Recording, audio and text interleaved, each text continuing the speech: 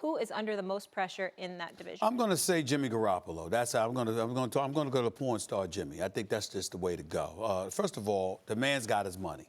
137 million, 72 million guaranteed after a 7-0 start in his professional career as a starter, as a starting quarterback. Obviously, 2 with New England, the other 5 with San Francisco, who were in desperate need of a quarterback.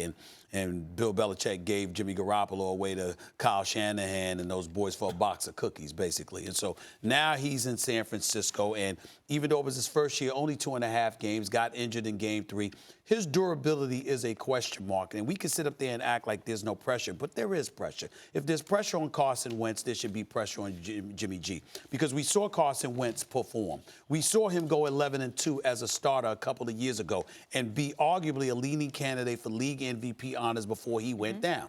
And then he came back last year, and he was only 5-6 as a starter. But more importantly, he got hurt. And Nick Foles delivered the goods, winning the Super Bowl the previous year and then getting them to the playoffs and winning a playoff victory over Chicago. What did we say about Carson Wentz, even though we saw that he could ball and we saw that he could play? His durability is a question mark. Well, who the hell is Jimmy G to bypass that kind of stipulation? We're looking at a guy in Jimmy G that is clearly the face of the franchise. By the way, a franchise that once had Joe Montana quarterbacking it, a franchise that once had Steve Young quarterbacking it. And now you are that guy, even though Colin Kaepernick was there and guided them to a Super Bowl and deserves a boatload of credit. It was his athleticism, his ability to run with the football, not just throw it. He wasn't the passer that Montana and Young was, and Jimmy G is perceived to be. So when I look at him, and you got a cat like George Kittle, who's obviously one of the better tight ends in football, you're starting a rookie in this kid Deebo Samuel. Let's see how that works out. Dante Pettis and stuff like that. Even though there's questions about the personnel, in the end, you're looking at Jimmy G, and you're saying the San Francisco 49ers were here when he arrived at that 5-0 start, Max, and people are expecting. If the 5-0 start had never arrived, that would be different. But because they won those 5 games, and that got him his money, they're going to be like, okay, where's the production now? If there's pressure on Carson Wentz, there's pressure on who? Jimmy G. Jared Goff. Okay. There are some quarterbacks who are linked, whether they got taken #1 in consecutive years or were rivals in college or were asked who's the best in college, who would be the best pro, or whether they were taken in the same year 1 and 2. So Mariota and Winston are linked. Okay. To me, Luck and Cam were always linked consecutive years. Jared Goff and Carson Wentz are linked 1 and 2.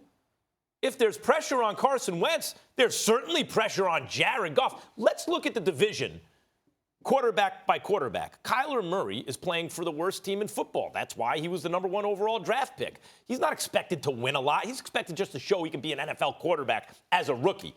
I believe he'll do that. There's some pressure there, no doubt.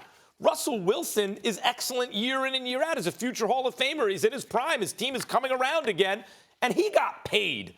You know what? Jimmy G got paid. He did. Is there pressure with that? Sure, but he made his money. Jared Goff, on the other hand, Carson Wentz got his contract. Where's Jared Goff's contract? Jared Goff, on the other hand, is on a team with Super Bowl aspirations. They just made it there last year. And his extremely poor play, especially when they needed it most in that Super Bowl, was one of the reasons they lost and one of the reasons it was the lowest scoring Super Bowl in the history of the NFL. But they got there. They got there, but he wasn't the only MVP candidate during the regular season. He had Todd Gurley, 17 touchdowns, led the league for the 2nd consecutive year.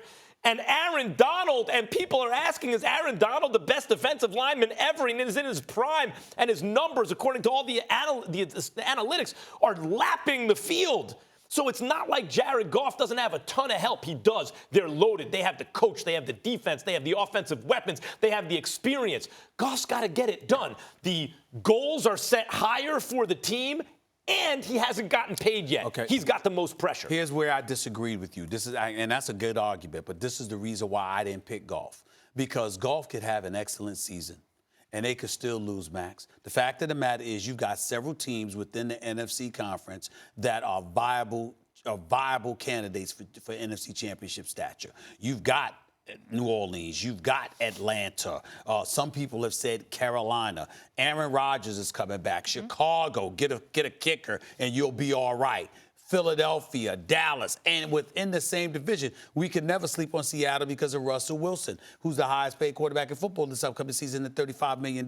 So I look at it from the standpoint that even though Jared Goff has to play, you can conceivably conjure up reasons as to why the Rams would fall, even if he excels. In the case of Jared Goff, we're not even expecting you to win as a football team, but what we're also not expecting. Oh, Jimmy G. Jimmy G. I apologize, Jimmy G. Jimmy Garoppolo. What we're not expecting from him. Listen, you could lose or you could win, but the one thing you can't do is stink. See, with Jared Goff, the expectation is to win. That's true, but you got competition. In the case of San Francisco, we're literally saying we don't really expect much from this team, but we expect something from you, Jimmy G. Got to stay on the field. You got to be good. You got to stay on the field. You got to be good. There's pressure at the position. There's pressure on all these quarterbacks. There's pressure on all the quarterbacks in the NFC West, especially. I think you could pick a couple other divisions like that. Here's the difference with Jared Goff. We know he's excellent during the regular season. In the moment of truth, how is he going to perform? I could give you quarterbacks who never got as far as Jared Goff already has gotten, right? Regular season play or taking a team to the Super Bowl or contributed to a Super Bowl appearance. But all of them at critical moments in their careers, it could have gone one way or another, and they fell out of the elite, right? Or consideration.